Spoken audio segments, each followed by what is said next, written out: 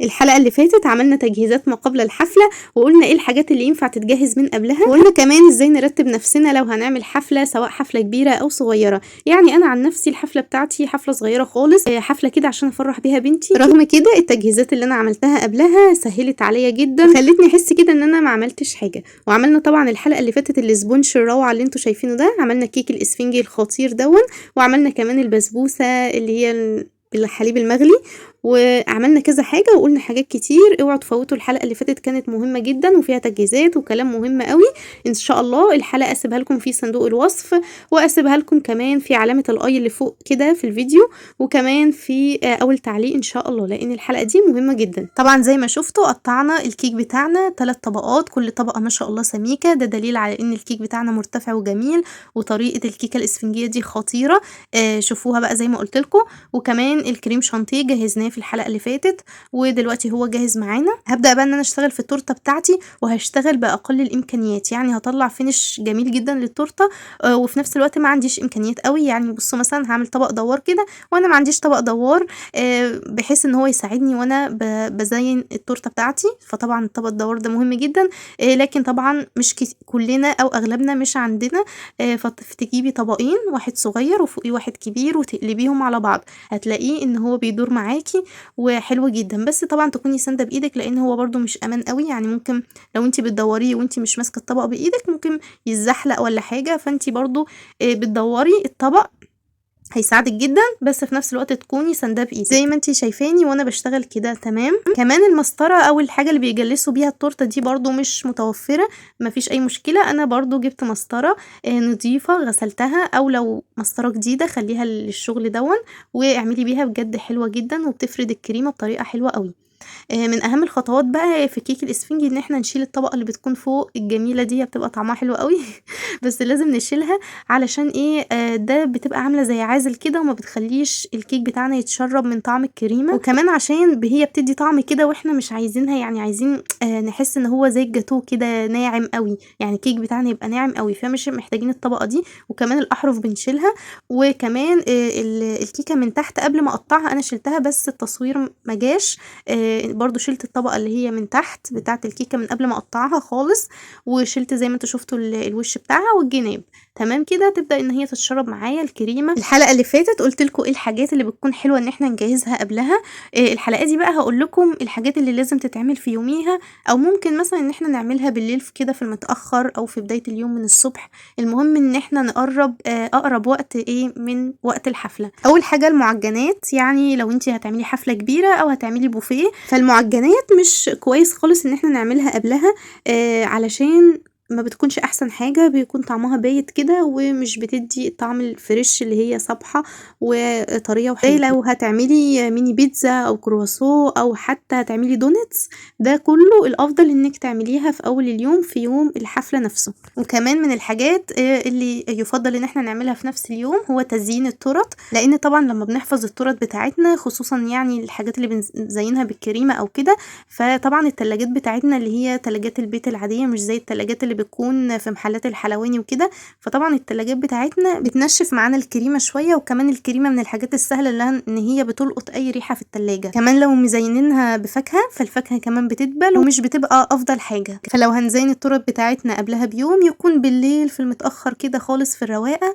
بحيث ما تقعدش وقت طويل قوي في التلاجة، او في يوميها من بداية اليوم الصبح بدري نبدأ نزينها. الوقت بقى اللي يناسبك من الاوقات اللي انا قلتها. زي ما انتوا شايفين بقى، انا بعد ما جلست التورته بتاعتي باقل الامكانيات كده اللي متاحه عندي، غلفتها على قد ما اقدر. كمان حطيت من الجوانب بوريو او اوريو، طبعا بفتحها نصين واخد كل نص احطه بالشكل ده، ادى معايا شكل حلو جدا. وزي ما قلتلك هنفنشها، الفينش بتاعها ان شاء الله يكون حلو، وفي نفس الوقت بامكانيات قليله. حتى التزيين هتكون حاجات كلها متاحه ومتوفره ان انتي تجيبيها او تكون عندك اصلا. زي ما شفتي كمان انا بالمسطره بدات ان انا احدد كده خطوط بطريقه كده متساويه، بحيث اعمل مثلثات تكون كلها قد بعض. الخطوط دي بس علشان تحدد لي انا بعناية كده، عشان ازين كل مثلث لوحده. تمام. بس انا هعمل كل مثلثين قصاد بعض هيكونوا شكل بعض. طبعًا اللي عايز يعرف طريقة خفق الكريمة طبعًا كانت في الحلقة برضه اللي فاتت، كل حاجة هتلاقوها في الحلقة اللي فاتت اللي قبل دي على طول.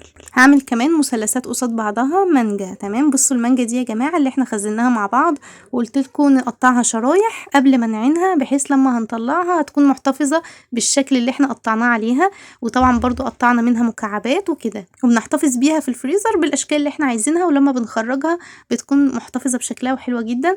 اهم حاجة ما نخليهاش تفك من التلج بتاعها وهي في درجة حرارة المطبخ او درجة حرارة الجو، لا، نخلي المانجا بتاعتنا تفك وهي في التلاجة، يعني نشيلها من الفريزر نحطها في طبق في التلاجة ونسيبها تفك مثلا من اول اليوم او قبلها مثلا من بالليل لو احنا نقوم الصبح نشتغل. المهم تديها وقت حلو في التلاجة بحيث تفك براحتها، ما تقعدش تنزل ميه، فدي احلى طريقة علشان ما تنزلش ميه خالص وتبقى معاكي شرايح وجميلة جدا وهتفضل محتفظة بشكلها لحد اخر وقت ولحد ما التورتايه تخلص خالص. زي ما انتوا شايفين عملت مثلثين كريمة واديتهم برضو جناش كده شوكولاتة، وعملت 4 مثلثات من المانجا وكمان 2 شوكولاتة وعليهم برضو جناش شوكولاتة بيضة وعليهم بوريو.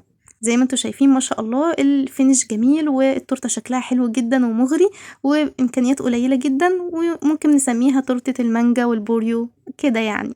بعد بقى ما خلصناها هننضف كده مكاننا لان التزيين وقع فتافيت كتير وحاجات كده، ننضف الدنيا وخلاص كده. ده فينش التورته تحفه. تعالوا هنشوف ايه تاني اللي هنعمله في نفس اليوم بتاع الحفله. تاني حاجه احنا عملنا مع بعض الجاتو شاتو، عملنا الكيكه دي وقلنا ازاي نعينها لتاني يوم، والنهارده بقى هنبدا ان احنا نزينها برضو بطريقه حلوه جدا. اول حاجه ببدا ان انا افكها من الصينيه واتاكد هي ما شاء الله مش لازقه، بس اتاكد ان هي فكه من الصينيه. بعد كده ابدا اقطعها، يبقى خطوه مهمه جدا ان انا اقطع الكيك بتاعي قبل ما اني احط عليه اي حاجه، لازم اقطعه الاول. بعد كده بحط طبعا صوص الشوكولاته اللي هو بنطلعه من الخليط اللي بنعمله في الاول، وبرده طريقه الجاتو شاتو بالصوص بتاعه في الحلقه اللي فاتت. بعد بقى ما سويت الصوص بتاعي كويس قوي على الكيك بتاعي، ببدا ان انا اخبط الصينيه كده بحيث القطعات اللي انا قطعتها تبان شويه واعرف ان انا اطلع، وعشان كمان صوص الشوكولاته ينزل كده ما بين قطع الكيكه. تمام. كمان هزين كده بشوكولاته بيضه، هدي اشكال بزاويه وهرجع اقلبها وادي كمان بالزاويه التانية، وبعدين امشي كده خطوط بحيث تدي شكل. هو في حته كده نزلت سايحه معايا في الجنب زي ما انتوا شايفينها هنا، لخبطت معايا الدنيا شويه بس مش مشكله، هي برضو شكلها حلو وكله هينسجم مع بعض دلوقتي لما اعمل كده بالخله او بعصايه الشيش طاووق كده ادي بيها شكل، فهتدي شكل عشوائي جميل جدا. وبكده كمان خلصنا تزيين الجاتو شاتو. لو عندكم اي سؤال اكتبولي في التعليقات وان شاء الله هرد عليكم بنفسي. وطبعا ما تنسونيش في اللايك الجميل بتاعكم، لايك كتير للفيديو لان بجد مفيد جدا. وما شاء الله التورته زي ما انتم شايفينها بسم الله ما شاء الله جميله جدا. ودي كانت حفله عيد ميلاد بسيطه، يا رب تكون عجبتكم. ما تنسوش كمان لو اول مره تشوفوني اضغطوا على اشتراك او سبسكرايب، وكمان اضغطوا على الجرس واختاروا الكل علشان يوصل لكم اشعار بكل فيديو وكل حاجه جديده بقدمها ان شاء الله. والسلام عليكم.